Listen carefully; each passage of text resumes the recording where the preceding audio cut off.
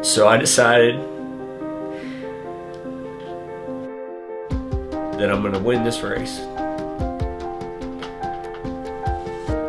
as an amends to God for not honoring this gift that I was given.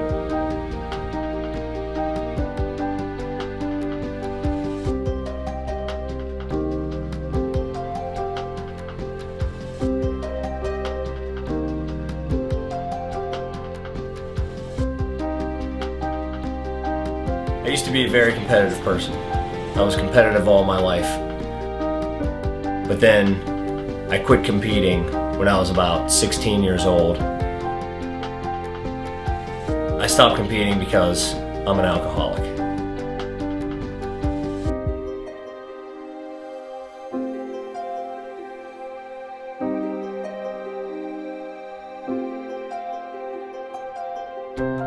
At the peak of his drinking, he was drinking every day.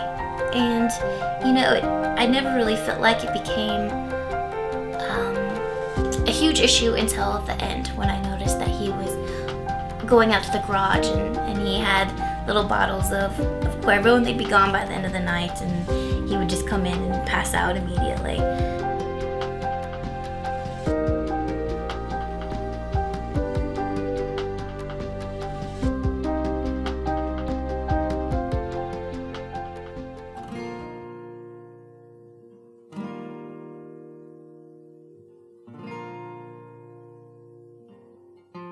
Tired and just dragging. I would notice it in his face. He would be, I felt like his face was getting red and maybe bulbous, if you know what I mean. I did notice it in his face, and I would notice it in pictures as well, that he just wasn't looking as sharp as he did at one point in time. So yeah, it was physically noticeable. Called a friend of mine who had been sober for 6 years, and so I called him and I just said, man, I can't do this anymore. I can't do this anymore. I'm done. He just said, you just have to surrender. If you're done, and you have to ask for help. And so I reached out for help, and I've been using a 12-step program to stay sober.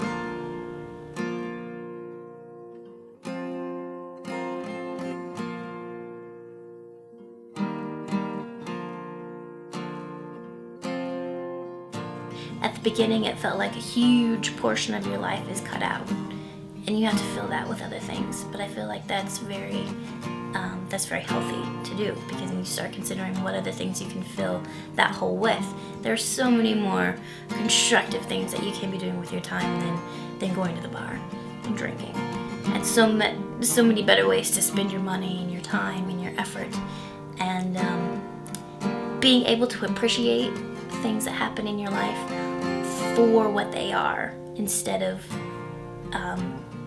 the drinking aspect.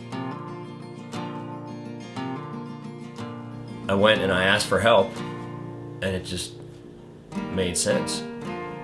If you want to be sober, do what the sober person did. And there's no shortage of people who were ridiculous alcoholics like me, drank every single day, drank their lives away, but are now sober for 1, 2, 3, 4, 5, 10, 20, 25 years.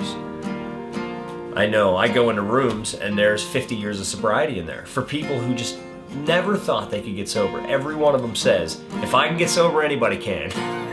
And that's what I say too. I mean, I used to be attached to a bottle of tequila like it was an appendage of mine. I say, if I can do it, anybody can do it, man. And so you see people who a couple years ago were face down in the gutter, but now haven't had a drink for years. Well, what did you do? What did you do to get sober? And I decided to just follow instructions. Just whatever you did, tell me what you did, tell me what I should do, and I'll do it.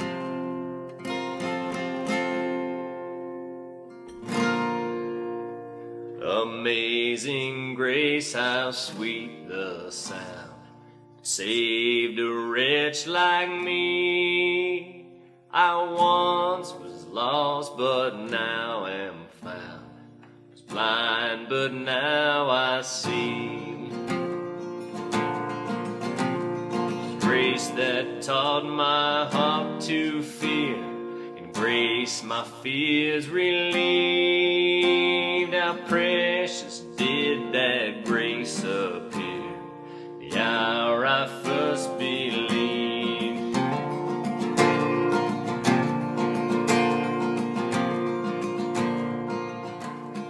Many dangers, toils, and snares I have already come. His grace hath brought me safe thus far, and grace will lead me home. Amazing grace, how sweet the sound, saved a wretch like me. I once was lost, but now I'm found, blind, but now I see. The Lord has promised good to me, His word my hope secures. He will my shield and portion be, as long as life endures.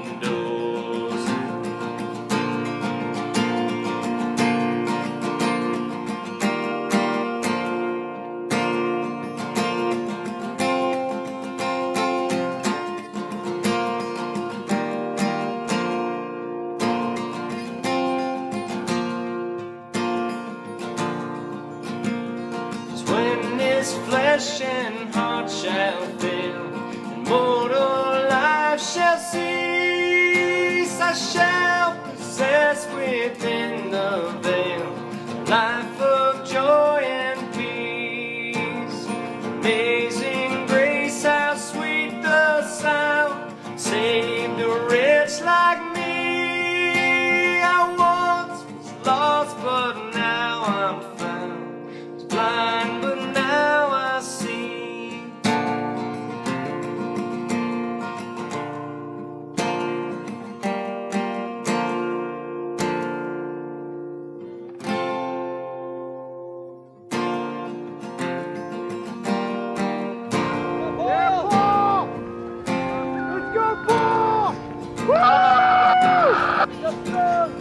You shall soon be like snow. The sun forbear to shine, but God that called me here below will be forever mine, will be forever mine, it is forever mine. Amazing grace, how sweet the sound, saved a wretch like me. I once was lost, but now I'm found. Was blind, but now I see. Was blind, but now I see.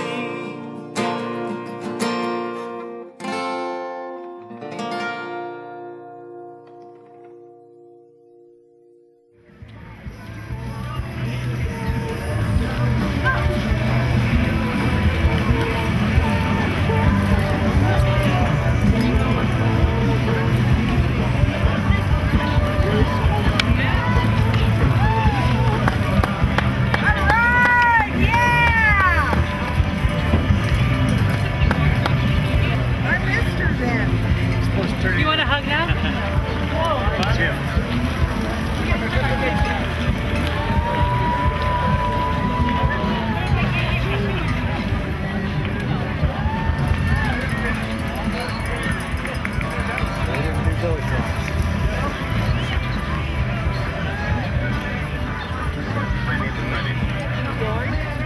I didn't think so.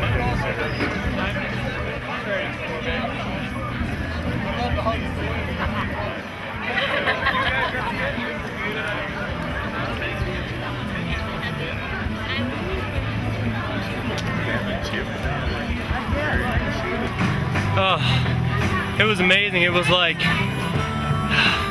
a strong combination of pain and ecstasy. I was born for obstacles.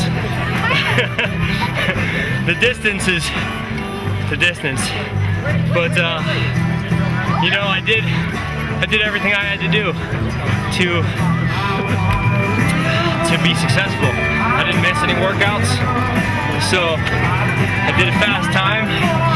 That's it, man. I did everything I have to do, and thank God. Sounds good. Alright, go ahead, Jose. On to the males again. Everyone's getting CrossFit Loveland program for a month. Max Muscle, Sean Logan Photography from Mud Brigade T-shirt.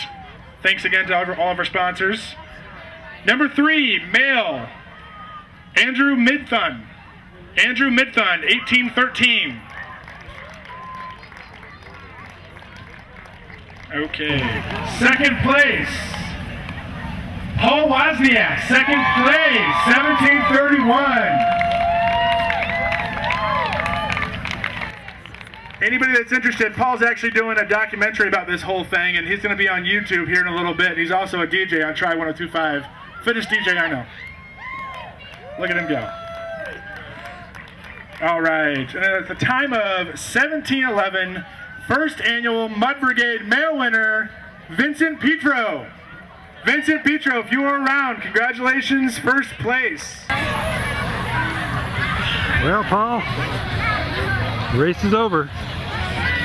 What do you have to say? That guy must have been fast.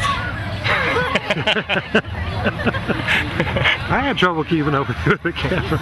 Hey man, good for him. You did awesome though. Good for him. You know, I left it on the course. There wasn't anything else I could do to do any better. No, you've done awesome in training. And this is your first one, isn't it? Yeah.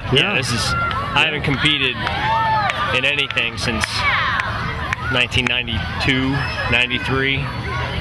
Seriously, so. I mean, it's fantastic. I'm totally happy. Yeah, I'll bet. Totally happy. So next year? Yeah, we'll see. We'll see. I might just play a lot of golf and skateboard. Nothing wrong with that, my friend. Alrighty. Yeah.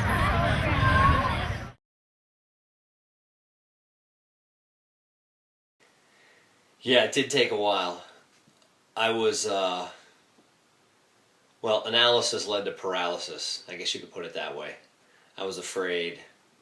I was afraid of a lot of things. And it also takes a lot of editing to put it together. And so I allowed the editing to get the best of me, I think, because I was just really afraid to put something out there of such a personal nature. I'm a high bottom drunk. I didn't lose everything, and therefore I felt a little bit of guilt about that, because I know a lot of people who have lost everything, who stop drinking or doing what they're doing because their doctor ordered them to, because they will die if they continue to do it. And I was not in that dire situation at all. And so I was like, oh, you know, my problem is I wasn't expressing myself to the fullest, and I guess I felt a little bit bad about that. And so I just allowed it to sit. And then honestly, I would see some of the people who helped me put it together in the community, and it would just make me feel terrible. And I knew that I needed to get it done. They were all very supportive, and I explained to them the fears that I had, and they said, you know, I understand. If you never put it out there, it's okay. They were all completely awesome, and nobody ever really brought it up to me. But I knew I needed to do it. And so I finally just sat down and gave it the couple of extra days that I needed to do and put it out there. And so I'm glad that I did. I lost to the winner by 20 seconds. And there is one moment in the race where I was out of gas and I didn't run. I walked because I needed a break. And I wonder how much time that was, and I actually may go back and look at the footage and count it up and see if I would have kept running, would that have been the 20 seconds that would have put me over the top. But to tell you the truth, I was second in the men's division. The person who was the fastest person there, I think her name was Lisa Walker, she came in at 14 minutes. I mean, she smoked everybody. So What did you come in at? I came in at 17:15, 30, and I think the winner came in at 17:10. She came in at 14. There's nothing I could do to shave 3 minutes off my time. I can tell you that right now. So I was completely fine with it. I think that the time that I spent in training and the time that I spent in putting this together was the sort of amends, maybe the penance that I needed to do, and the realizations that came along with it was the important part. It was fine. I would have rather have won, of course, but well, let me show you. Here's one of my favorite sayings. I keep this in my office. You know, Derek Jeter didn't win the World Series every year, but he wanted to. And he won the World Series a bunch of times because he wanted to win. And so I can go along with that. I still, ask for as much help as I can possibly get. I still have a business coach. I have a spiritual advisor. I have numerous people who are my mentors. I love going to seminars. I love learning. So, no, I think that asking for help and accepting help and learning has only become more important for me. Any final thoughts? Thanks for watching.